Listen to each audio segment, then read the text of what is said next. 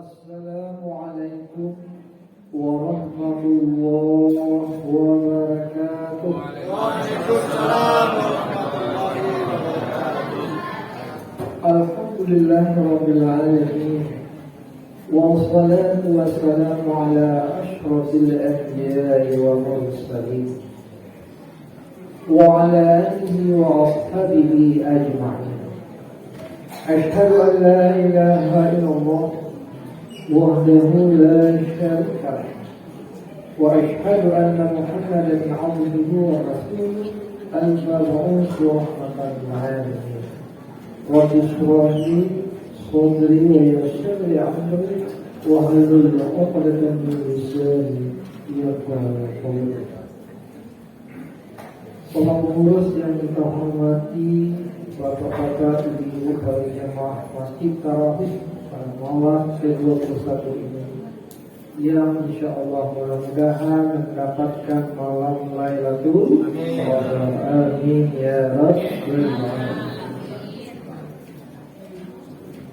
Allah berkehendak untuk memberikan kebaikan kepada hamba-hamba yang betul-betul beriman, bertakwa, secara totalitas menyerahkan diri kepada Allah. Hari ini di Masjid Al-Mifhun, di masjid kita yang kita sayangi, kita berkumpul ya dalam rangka taklim. Taklim itu maknanya adalah di majlis taklim duduk menuntut ilmu, diambil dari kata alim, takliman ismun masdar. Maka orang yang mempelajari satu bab ilmu itu sama keutamaannya dengan melaksanakan 1000 rakaat sholat. Begitu tingginya bab ilmu. Beruntung bapak-bapak yang hadir di masjid ini, niatkanlah duduk yang ikut, karena 10 hari terakhir ini menurut jumhur ulama turunnya malaikat, ya artinya turunnya malam Lailatul Qadar, sehingga pas ketika hambanya sedang ikut, hari ini dulu ikut sambil taklim, itu malaikat datang itu sama seseorang itu beribadah selama 1000 bulan. Kalau kita konversikan ke tahun lebih kurang 80 tahun. Bapak Ibu, di sanalah kita bersyukur. Kita hidup sehat, ya. Di mana beberapa tahun belakangan ini kita nggak bisa seperti ini karena terjadinya pandemi COVID-19. Alhamdulillah di mana-mana Pak Ustadz ceramah di Kota Padang ini rata-rata jemaahnya ramai, senang sekali, bergembira kembali. Manfaatkanlah ya masa-masa bahagia ini. Kita nggak tahu apakah kita besok masih hidup, kita nggak tahu apakah besok kita masih sehat seperti sekarang. Dimana kita besok nggak bisa lagi datang di masjid karena sakit, atau karena kita sudah dikubur dalam alam kubur. Ya Bu, iya Bapak, naik karena suruh Pak Ustadz meletakkan Bu. Alhamdulillah. Salawat dan salam kepada Nabi besar Muhammad sallallahu alaihi wasallam. Allahumma shalli ala sayyidina Muhammad wa ala ali sayyidina Muhammad kama shallaita ala Ibrahim wa ala ali sayyidina Ibrahim. Kenapa kita harus berselawat? Karena kita nanti yang sering-sering berselawat ini mendapatkan syafaat di akhirat. Kaum muslimin, kaum muslimat yang bersalawat itu diberi syafaat pertolongan oleh Nabi besar Muhammad sallallahu alaihi wasallam. Jangankan kita manusia yang biasa ini, malaikat saja bersalawat kepada Dia berhormat. Dalam Al-Quran dikatakan ya, sesungguhnya inna Allah malaikatahu yusalluna 'alan nabiy ya ayyuhalladzina amanu yusalluna 'alan nabiy. Dengan innal taukid Allah mengatakan sesungguhnya para malaikat-malaikat Allah itu berselawat kepada Nabi. Bayangkan lagi. Enak. Kaum muslimin, kaum muslimat dan hadirin tarawih rahimakumullah. Nah, tentunya pada malam yang berbahagia ini kita akan memberi kajian 15 menit, 20 menit ke depan. Kita bersabar duduk sambil menundukkan hati kita, membuka kalbu kita, ya. Karena kalbu ini diambil dari kalimat qalbu. Kalbu itu maknanya adalah tempat berbolak-balik. Ya. Kalbu inilah bersemayamnya makam iman seseorang. Ada kalanya iman orang itu naik, ada kalanya iman orang itu yang terus berkurang. Maka rata-rata orang kalau di bulan suci Ramadan ini imannya naik. Kenapa? Karena kondisi lingkungan suasana orang berpuasa, tarawih, ya mulai lalu qiraatul Quran, lalu zikir, lalu bertemu dengan talma-talma jamaah. Nah ini akan membuat jiwa kita terang benderang sehingga keluar nur ruh kita itu, cahaya ruh kita. Makanya bapak-bapak, ibu-ibu, kalau usah lihat di atas mimbar yang tinggi ini wajahnya bercahaya. Nah, walaupun sudah berumur 70 tahun, 80 tahun, 60 tahun, 60 tahun ya, 60 tahun, usia lansia, tetapi tetap bersinar. Kenapa bersinar? Karena cahaya ruhnya itu yang terbuka. Ada orang tidak bersinar. Kenapa tidak bersinar? Cahaya ruhnya ini terzulumati, terselimuti bahasa kitanya oleh jiwa-jiwa yang kotor. Karena ruh itu semuanya kata itu yang terhormat pada intinya suci. Sejahat-jahat manusia bermaksiat, banyak dosanya, ruhnya suci itu, tapi jiwanya yang kotor. Ya, nafsiyah. Jiwa itu adalah nafsiyah. Nah, kalau kita belajar ilmu psikologi, apa seorang psikolog? Kalau seorang psikolog atau psikiater, dia hanya bisa mengkaji masalah nafsiyah jiwa, tetapi dia tidak masuk kepada masalah roh. Makanya ilmu-ilmu psikologi barat itu dia tidak mau masuk masalah roh, karena masalah roh ini menurut mereka adalah mistik. Tetapi di dalam Islam, dalam ilmu tasawuf yang dikaji itu ada jiwa, ada roh. Sampai ke sana. Sampai dikaji bagaimana nasib kita di akhirat. Sebelum ke akhirat kita singgah dulu di alam barzakh. Di mana alam barzakh itu tempat standby-nya roh sebelum dia pergi ke akhirat. Karena di sana tempat transit yang ketiga. Setelah roh ditiupkan dalam kandungan ibunda tercinta, ya, lalu kita lahir ke dunia, kehidupan yang kedua, lalu nanti masuk ke alam barzakh, kehidupan yang ketiga. Selanjutnya fase-fase sampai kita nanti dihisab. Kalau orang kaya raya itu lama hisab, karena hartanya banyak.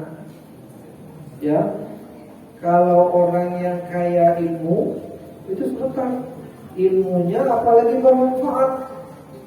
Nah, kalau orang kaya raya hartanya itu digunakan di jalan Allah cepat. Yang susahnya orang kaya raya hartanya digunakan di selain jalan Allah. Maka Bapak Ibu yang terhormat, Nabi Muhammad SAW menyampaikan pesan kepada kita betapa tingginya kerja menuntut ilmu. Karena dengan ilmu itulah kita bisa selamat. Di bulan suci Ramadan ini banyak para asatidz berdiri di depan mimbar ini yang memberikan penerangan-penerangan yang terkait dengan penyegaran rohani. Kalau kita sakit, Bapak Ibu yang terhormat, kita datang ke dokter. Dokter dia hanya bisa mengobati terkait dengan nafsiyah diri kita, ada jasad, ada badaniah. Ditanya dulu apa sakitnya Bapak, apa yang terasa.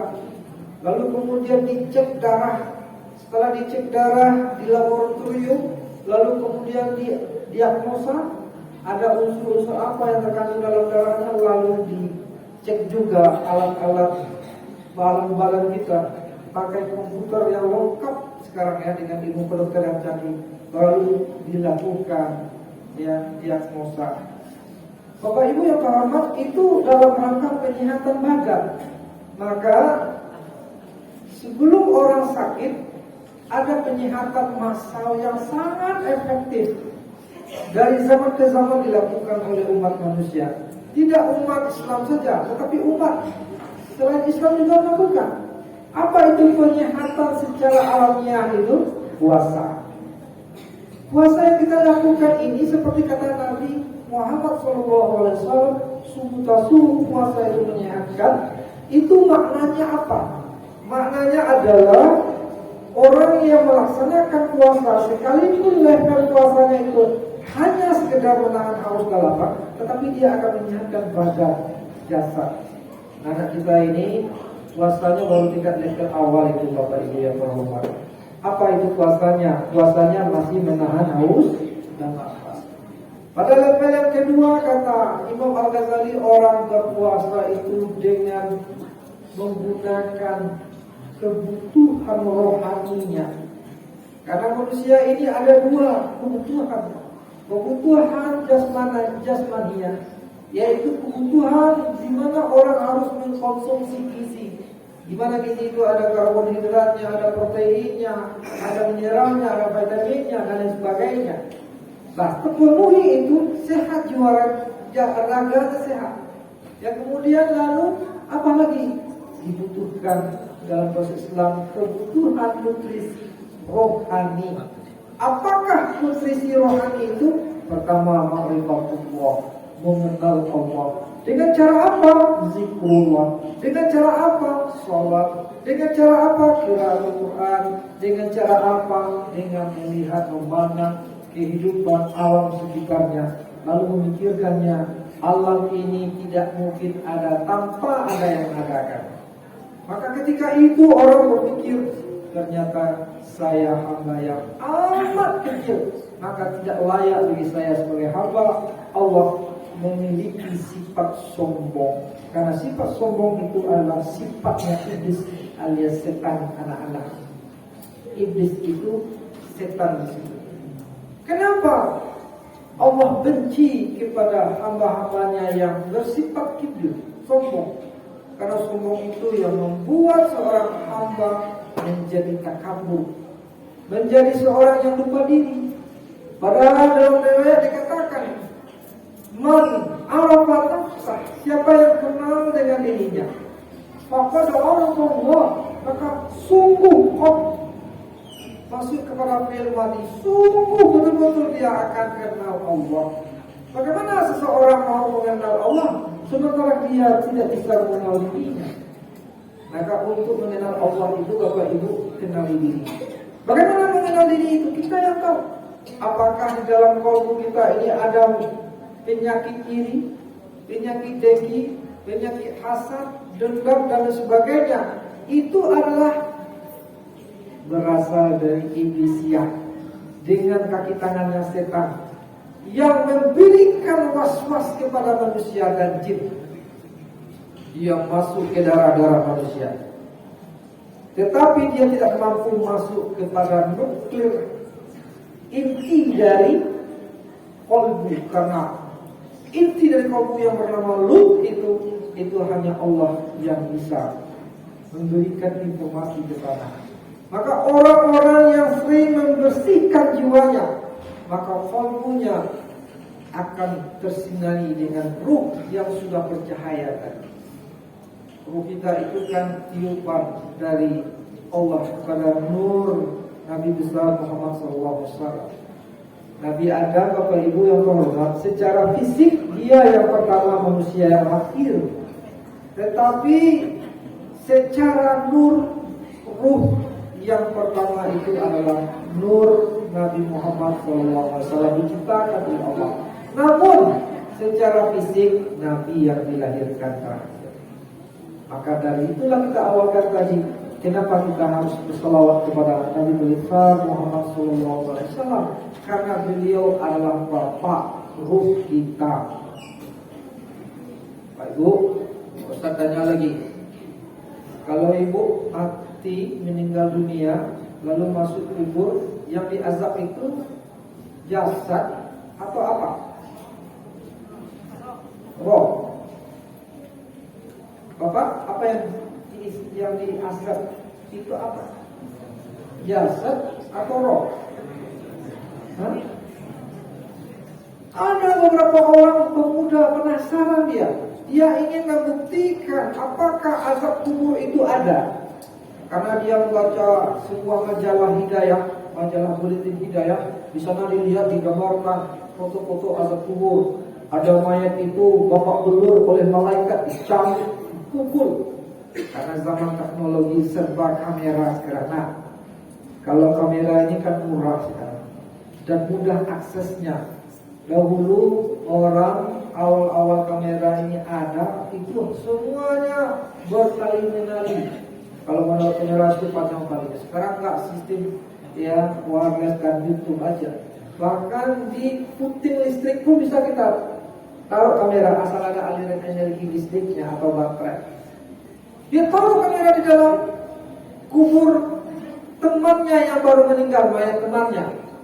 Ya, taruh kamera 5 buah, 5 biji, dikonektifkan ke laptopnya. Dia ingin membuktikan apakah mayat dalam kubur ini tersiksa tak? 3 hari 3 malam ternyata tidak ada apa-apa. Mayatnya gitu-gitu aja. Akhirnya pemuda ini punya kesimpulan, oh ternyata betul yang kita pahami selama ini, bahwa memang azab kubur itu tidak ada. Lalu ada yang sadar seseorang, saya mendapatkan informasi azab kubur itu ada dari Pak Kiai saya. Kalau Minangkabau dari Buya saya. Kalau begitu kita tanyalah sama Pak Ustadz Baramuya. Setelah ditanya apa jawaban dari Pak Kiai dan Buya, azab kubur itu ada. Bingung dia, ini Pak Ustadz, ini Pak Kiai, ini kamera saya, nggak ada, tenang aja malaikat, suka aja ya malaikat, mayat sana. Nggak ada malaikat yang memukul dia seperti apa yang diinformasikan dalam majalah-majalah yang saya baca itu. Wah, apa kata Pak Kiai? Yang diazab itu adalah rohnya.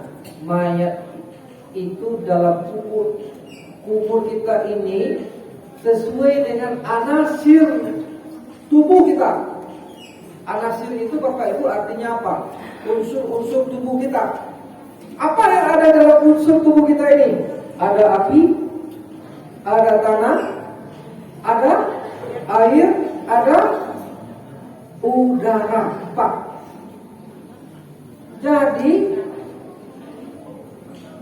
kita nggak tahu di mana kuburan kita nanti. Apakah kuburan kita di tanah, atau di api, atau di udara, atau di air? Pak Ustadz, apa maksudnya itu? Kalau di tanah kami sudah paham, setiap mayat yang mati kami kubur di tanah. Tapi yang di udara ini gimana nih Pak Ustadz? Apa itu di udara? Mana kuburan di udara Pak Ustadz? Ustadz dibercanda ini. Orang naik pesawat di Bukalapak, kan banyak pesawat dalam sejarah peradabannya meledak di udara. Ternyata mayatnya nggak ada lagi, seperti pesawat Cina yang meledak kemarin itu. Ya Pak, itu kuburannya di mana itu Bapak Ibu? Di udara. Sesuai dengan unsur tubuhnya. Kehendak di tubuhnya matinya di udara nanti. Lalu ada di air. Orang naik kapal laut tenggelam, jadi kubur di air, di laut. Atau pesawat terjun ke laut seperti pesawat Adam Air yang ketemu itu, kuburannya di air. Ada lagi kuburannya di api. Oh, Bapak Haji ini orang kaya, mobilnya bukan mobil biasa, mobil Ferrari. Ferrari itu berapa harganya Bu? Nggak ada harganya 1 miliar. Harganya di atas 3 miliar, 2 miliar, ada yang 14 miliar. Karena mobil ini super yang canggih, super keren canggih maksudnya, dengan teknologi yang canggih. Dalam sejarah mobil Ferrari itu kalau konsleting langsung meledak, terbakar semua. Jadi barang-barang yang canggih itu Bapak gampang rusak. Pak Haji punya handphone Nokia lama yang cetak kecil itu, dilemparkan di mesinnya pecah, itu masih hidup tuh. Tapi pakailah Android yang harganya iPhone 18 juta itu, iPhone itu jatuh aja, ting, kena lantai, pecah. Terus kirinya awamku lagi. Jadi semakin canggih teknologi ini semakin rentan. Begitu juga mobil. Cuma lihat mobil angkot-angkot itu, langgar BTW mau juga bukan gitu. Tapi kalau mobil canggih itu sekali meledak, tus, karena sistem jaringan kelistrikannya complicated. Jadi perawatannya tinggi, penggunanya juga harus hati-hati. Gitu. Meninggal bapak ini dalam mobil Ferrari-nya, terbakar mobil Ferrari-nya. Di manakah kuburan bapak itu? Dalam api. Jadi kita jangan pula nanti berbangga diri. Ada jemaah Pak Ustadz karena dia kaya raya. Saya Pak Ustadz sebelum mati saya dikuburkan di sana Pak Ustadz. Tahukah Pak Ustadz kuburan saya itu? Kadang-kadang itu satu kapling itu Ustadz 50 juta loh. 2 kali 1 itu saya balik. Itu khusus keluarga saya yang mati di situ. Berapa kali kapling semua Pak? Itu ada 15 kapling. Wah, 15 kali 50 juta berapa?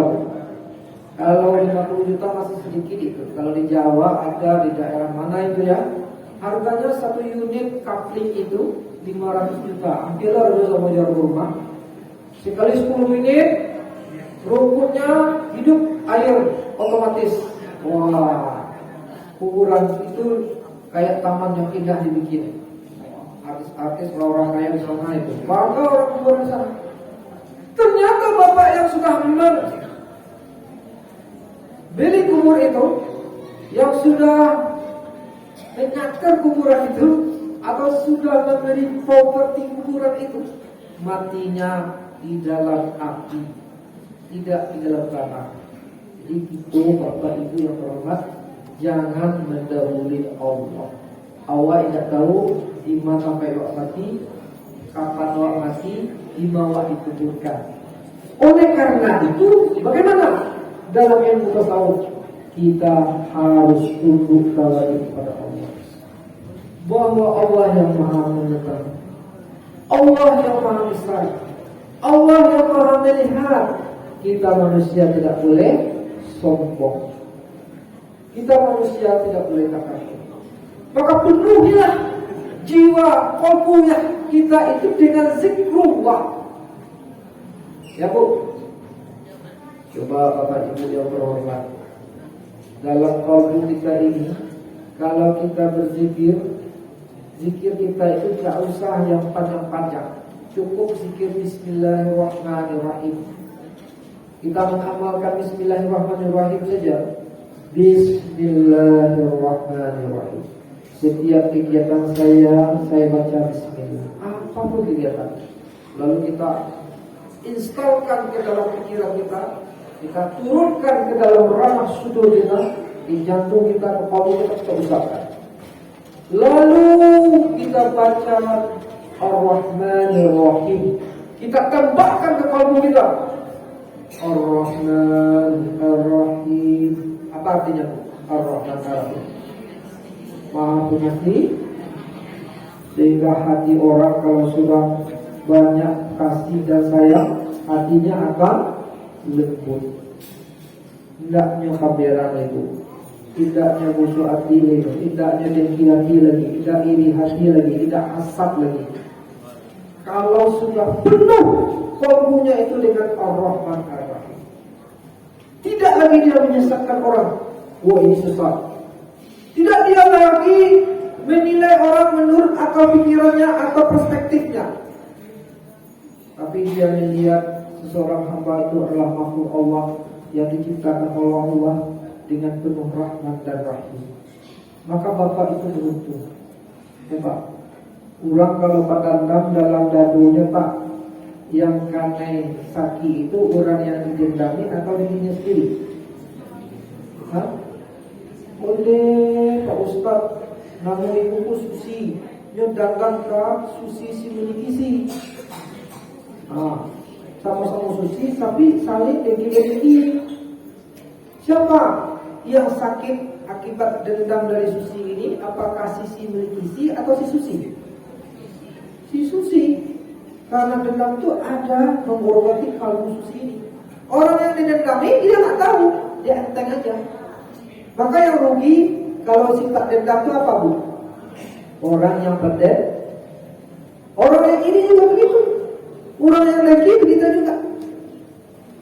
Maka beruntunglah orang yang menginstal kalimat Ar-Rahman Ar-Rahim dalam badannya, dia maafkan.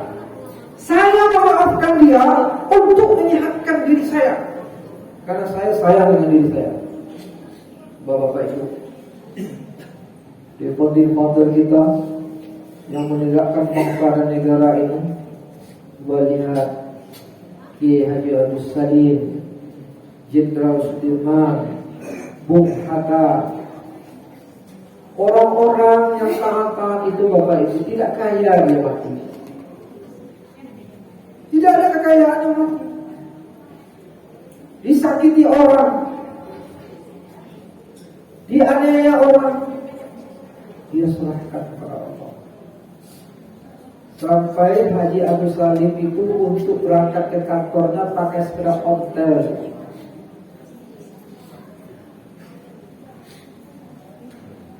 Sebagai pejabat negara. Kalau sekarang pejabat negara di mana? Mumpung lagi pejabat, yang manapun bisa dihebat dulu. Kalau Republik Modern kita tidak seperti itu. Kalau kita gali kuburan orang-orang seperti Muhammad Yamin, Buya Hamka, Haji Abdul Salim, Bung Hatta misalkan, itu tidak akan ketemu lagi ulang-ulangnya. Tapi orang sering menyebutnya, jalan dijadikan jalan namanya, rumah sakit, perguruan tinggi, universitas. Orang ingat amal-amalnya. Setiap hari orang menyebutnya, senang rohnya kita. Roh itu tidak mati. Awakku yang punya roh tidak mati, cuma dia berpindah awak. Maka kita harus mendoakan orang tua kita sendiri. Orang tua kita itu hari ini Bapak Ibu melihat ibu itu, sananya mulai mencari anak boko, namu anaknya Ibu Mimi, ya Ibu Mimi. Oh ya, nampak. Ini Pak Ustaz, random saja ya. Nampak dia Mimi lain kata rayos sayang ya Alhamdulillah. Dia doakan membunuh sama itu. Kenapa? Yu'ahi wa berdoa. Tidak mata yang berada di kapal amal illa salah. Walau solihun. Pak Ustaz, ya. Saya tidak punya anak, Pak Ustaz. Tidak punya anak. Bagaimana tuh Pak Ustaz? Makna waladus solihun itu adalah Bapak Ibu tidak anak biologis, tetapi anak didik juga. Maka guru-guru yang ikhlas mengajarkan anak muridnya jadi orang yang baik, orang yang soleh, itu dia berdoa sampai kepada guru. Nah Bapak Ibu, itu kekuatan doa, karena ruh yang berdoa kepada Allah diterima oleh Allah. Maka di alam kubur itu yang diazab adalah ruh. Bapak Ibu, ketika bulan Ramadan, seorang bapak ini, seorang ibu ini, dia memberi nutrisi ruhnya dengan mengenal Allah, membaca Al-Quran, qiraatul Quran, maka Al-Quran yang dibacanya itu datang menemani dia ketika di alam barzah. Waktu dia masuk kubur, ruhnya di alam barzah tanya sama malaikat, lalu duduk amalnya tadi, bacaan Al-Quran tadi, temannya. Jadi teman dalam kubur itu Pak, dalam alam barzah itu enggak istri yang cantik loh Pak, enggak anak-anak awak sayang ini kok Pak. Begitu dia ibu, tidak suami yang ganteng atau anak-anak. Siapa? Amalan ibu. Apa lagi? Ibu rajin bersedekah, itu datang. Ibu rajin beri ilmu pengetahuan yang bermanfaat, datang lagi. Bapak rajin melakukan amal infak, sedekah dan wakaf, datang dia. Memelihara yatim, datang dia. Amalan-amalan. Maka orang-orang yang bahagia itu adalah orang-orang yang ruhnya bersinar. Orang-orang yang memberi nutrisi ruhnya. Gizi ruhnya. Di bulan suci Ramadan kita memberi nutrisi ruh kita. Tanpa disadari Bapak Ibu, sudah berapa lama kita berpuasa? Sudah 21 hari. Bayangkanlah itu. Selama bulan Ramadan itu tanpa kita sadari ruh kita nyaman. Betul nggak? Rasakan nyaman sekarang nggak? Betul nggak Pak? Merasakan kenyamanan. Bahwa sesungguhnya hakikat kenyamanan itu di qalbi. Ada orang ingin nyaman, dia nginap di hotel. Harga satu malam hotel itu berapa? Jutaan. Nah, di Padang ini juga ada hotel baru jutaan harganya. Keluar dari hotel itu, apakah nyaman dia lagi? Mengapa dia mau bayar mahal demi kenyamanan? Tapi kenyamanan secara fisik, nafsiyah, ruhnya belum tentu. Tapi orang yang ruhnya menguasai nafsunya, maka kenyamanannya akan hakiki. Dimanapun dia berada, dia nyaman. Maka para wali-wali Allah itu Pak santai sama dunia Pak. Ya, ada orang motor raja, alhamdulillah senang. Tetangganya tambah kaya sama di Muhammad. Tentu lapang saja dunia.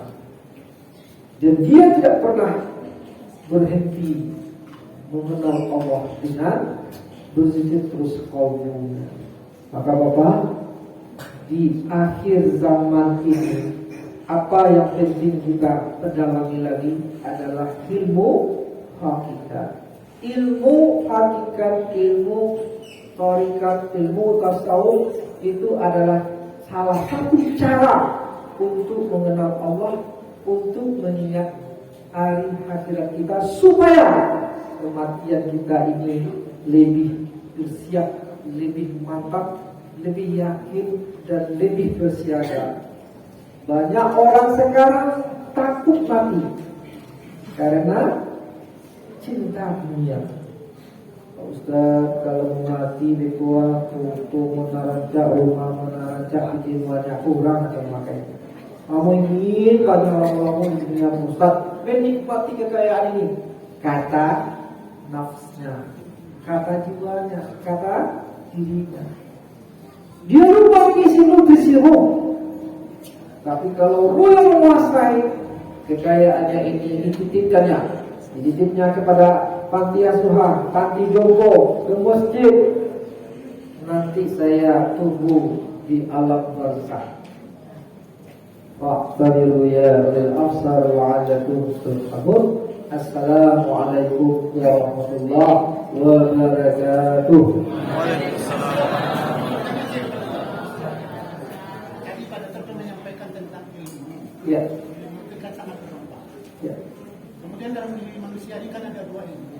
Ya. Pertama ilmu pengetahuan. Ya. Kemudian ilmu kepercayaan. Benar.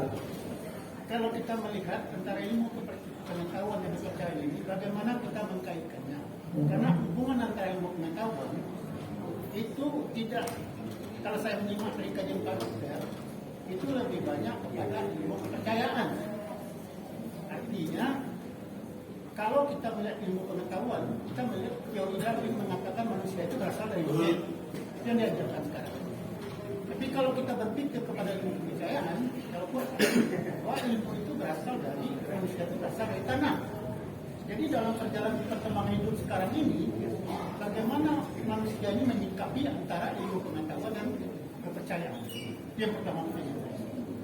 Yang kedua, tentang doa dari anak yang soleh. Kalau anak ini sejauh mana tingkatan anaknya? Ada anak biologis, ada anak bukan, ada anak ini. Bagaimana doa-doa dari anak ini terhadap si orang tuanya yang meninggal? Apakah sampai itu termasuk doa anak yang soleh? Terima kasih. Assalamualaikum.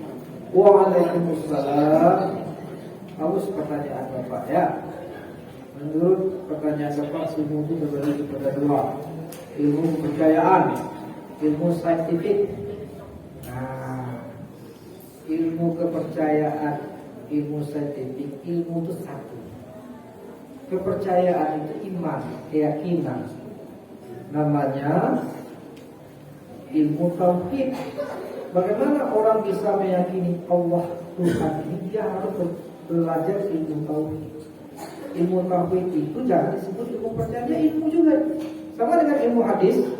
Ilmu hadis ini ilmu agama. Ilmu hadis itu Bapak, itu ilmu ilmiah itu. Orientalis, tahu itu orientalis? Orang kafir yang mempelajari Islam banyak ahli hadis Pak. Karena ilmu hadis itu adalah sebuah ilmu metodologi. Dia lebih dekat kepada metodologi kualitatif. Jadi orang yang menguasai ilmu hadis itu adalah termasuk kepada ilmu hadis. Orang Barat berpikir sekuler, seperti yang Bapak bilang tadi. Ini ilmu saintifik, ini ilmu agama, ilmu kepercayaan. Nah, dalam Islam tidak sekuler. Menurut Islam, kalau bicara keyakinan, kepercayaan itu namanya iman. Untuk meningkatkan iman, semua ilmu kita pelajari kecuali ilmu hitam. Nah, kedua, masalah doa sampai tak sampai. Apakah anak orang boleh mendoakan orang bapaknya sampai doanya apa tidak? Bapak Ibu, itu gunanya kita belajar ilmu tasawuf. Kalau orang tidak belajar ilmu tasawuf, tidak ada hubungan terbukanya ruh dengan ruh. Ilmu ruh itu dengan ruh. Enak. Bagaimana belajarnya? Harus pakai guru. Jadi Bapak Ibu, ada orang mengatakan di zaman terakhir ada 5 tahun ada sampainya mati Ustaz. Pertanyaan sampai nak sampai itu Bapak Ibu, kalau secara ilmiah kuat, tentu mati dulu. Mati dulu tahu sampai. Aduh. Enak. Kalau kita urutkan oleh ilmiahnya, mati dulu Pak. Sama seketika saya mengatakan ibu, ya Pak Ustaz, ibu mau nggak masuk surga? Mau Pak Ustaz. Ibu mau nggak mati? Amno ibu Bapak Ustaz kok berharap sekolah masuk surga sebelum mati. Syarat masuk surga itu mati dulu. Ikannya kalau nggak mati baru masuk surga. Betul nggak? Jadi menurut Imam Al-Ghazali yang ahli tasawuf dan para ahli ilmu kalam dan para ulama, doa anak soleh itu sampai. Kita yakin karena orang-orang itu adalah ulama, orang-orang itu adalah wali Allah, guru kita. Ya Bu, nama jahit sholat yang pertama dari siapa? Hadis. Siapa? Orang tua. Guru kita yang pertama siapa? Orang tua. Siapa orang tua itu? Ibu. Itu mempunyai Nabi dia melawan kaki. Nabi mengijian, ya Rasulullah, kata sahabat, kepada siapa saya pertama berbuat baik? Ummuka. Kasyari ya Ustaz, kasyari ya Rasulullah, ummuka. Kasyari ya Rasulullah, ummuka. Baru abaka aba'ah. Nah, ya, karena yang pertama itu berbuat ibu Pak. Akhirnya Pak Ustaz Samar kok belajar sholat langsung ke hadis ke Al-Quran. Apa sombong bangkanya itu? Tidak mempelajari, tidak belajar ke guru, ke ulama. Kan banyak orang ini Bu. Enak. Baru ke Batam hijrah, Allah panggilnya banyak si orang. Bawa bid'ah. Orang tahlilan bid'ah. Orang yasinan bid'ah. Ini pertama terbaik. banyak ini. Ya, jadi itu baru permulaan. Kita beragama ini ada syariat, ada hakikat, ada ma'rifat dan tinggi. Syariat pun anak awak baru, puasanya baru syariat dengan haus dan lapar. Nah ya seketik umur sampai 10 tahun, 30 tahun, 60 tahun, 70 tahun itu sudah mulai kepada hakikat. Bertambah umur, kurang jatah jasad awak. Wah, itu Pak Ustaz, ibu yang umur 60 tahun kita kawin makan 3 miliar. Jangan kan ibu 60 tahun Pak Ustaz kita kawin 3 miliar.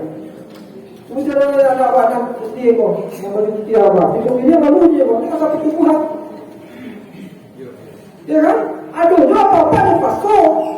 Masa pertumbuhannya kamu kau ke belakang kehampian, taruhnya kan? Siap tuh, penjelasan. Apalagi bertemu dokter, kurangi makan Pak, kurangi makan. Puasa itu katanya mengurangi makan. Jadi bulan puasa itu pengiritan sebenarnya, tapi orang justru banyak pemborosan di bulan puasa. Jadi artinya apa? Mari ketika Allah mengurangi jatah fisik kita, Allah menambah jatah ruh Pak. Jadi orang kalau nyolah tambah jatah ruhnya Pak, nyusana mengaji,